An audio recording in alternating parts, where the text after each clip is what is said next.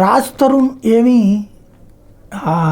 ఇది ఓ రణ్బీర్ కపూరో లేకపోతే సల్మాన్ ఖాను, మహేష్ బాబు, అల్లు అర్జును, పవన్ కళ్యాణో కాదు. రాజ్ తరుణ్ మంచి నటుడు, నేను వాళ్ళ అతన్ని అవమానించట్లా. అతను చక్కగా తన ఏది కష్టపడి పైకి వచ్చినటువంటి యాక్టర్. తన కష్టంతో తను నిలబడ్డాడు.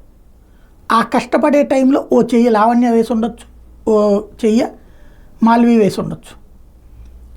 ఈ ఇద్దరి వలన అతని సక్సెస్ ఏం కాదు. అతని సక్సెస్ సందర్భంగా ఆస్వాదించినటువంటిది లావణ్య అయి ఉండొచ్చు. పెళ్లి చేసుకుంటే ఇదిగో మా ఇద్దరిది పెళ్ళి, ఈ పెళ్ళికి సంబంధించిన ఫోటో ఇదిగో. పెళ్ళి తర్వాత అయితే కనుక సహజీవనం అనరిక, పెళ్ళిని పెళ్ళే అంటారు, భర్తే అంటారు.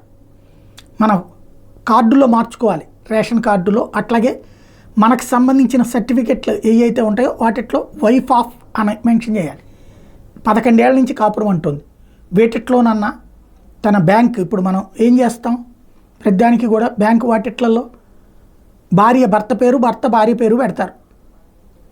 ఏమని వైఫ్ ఆఫ్ అని, లేకపోతే హస్బెండ్ అన్నటువంటిది, ఇదే సో అండ్ సో అన్నటువంటి.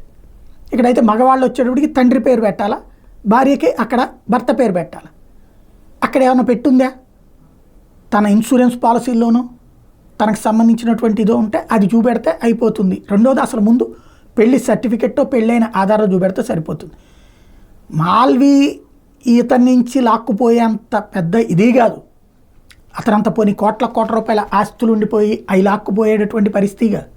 లేదా ఏదో స్టార్ని మనం లాక్కుంటే పోతుంది అనేది కాదు.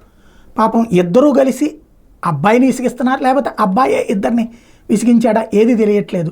చూస్తుంటే మాత్రం ఓ చట్టంలో చిక్కుకుపోయినటువంటి పరిస్థితి కనబడుతోంది. అతను ఎప్పుడు బయటకు వస్తాడో చూడాలి.